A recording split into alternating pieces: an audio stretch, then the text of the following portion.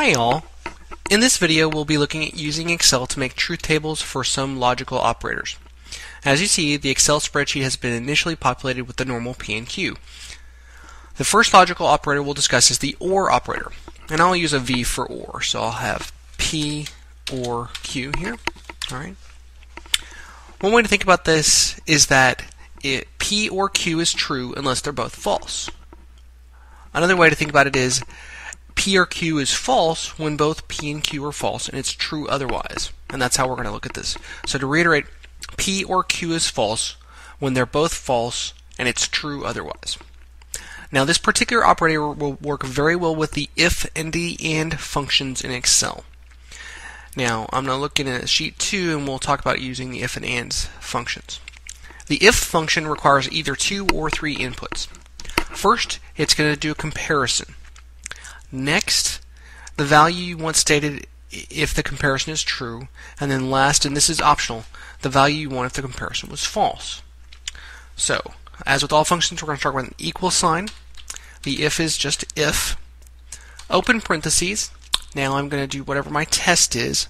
Let's say it's A1 is greater than 0. Okay, and then that should end up being true.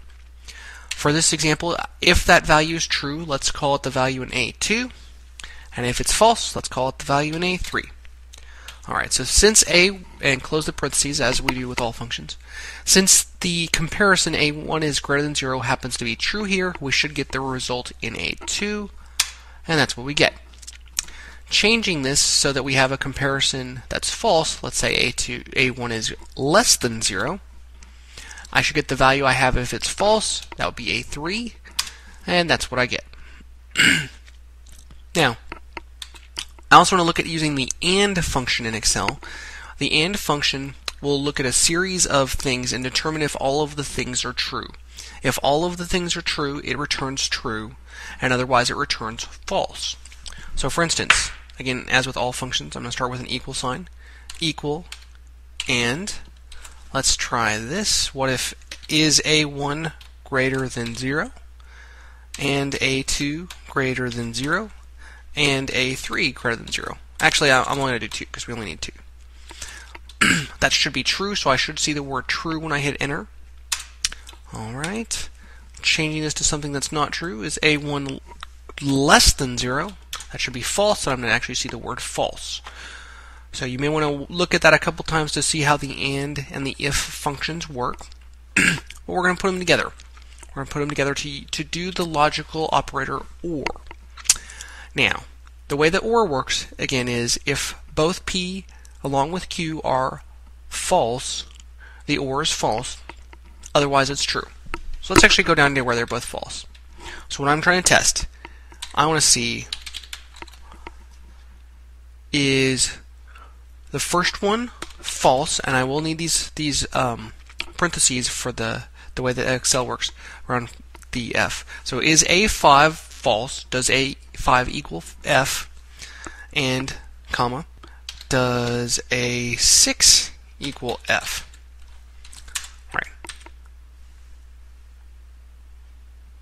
The A6 certainly does not. How about B5? How about this one right there? I'm sorry. So this should be the AND. A5 equals F, comma, B5 equals F. That's true. Alright. That's what I'm looking for. Are those things both false? Well, I want to do an if statement with this. If, open parentheses, that situation was true, again, if they're both false, it's false, then I want this to be false. Otherwise, this should be true. Alright. So again, for an OR, the logical OR operator, for the logical OR operator we've been doing in class, I want to look for where they're both false. That is, and A5 is false, and comma B5 is false, just like I have up here. That gives me a result of false. So when it's true that they're both false, the result is false. Otherwise, the result is true. Hitting enter here should give me what I want. And I see that when P is false, along with Q being false, the P or Q is false. What's particularly nice about what we just did, we set this up to work every time. If I copy and then paste this, and I'm going to show you another place so you can find the paste. Maybe. No, I'm not. Paste. I say that gives me the correct rule for each of these. And you'll notice again that using the relative, when I moved it, it should change this to A2 and B2, so on and so forth as these go down. But this is the right rule for OR. I get true except for when they're both false. Okay, let's look at one more logical operator. Let's do the if and only if. So P, if and only if, Q. Now this rule, you may recall, when they're the same, it's true, and it's false otherwise. So I'm going to set this one up a little bit differently. So let's do equals if. I want to see if they're the same.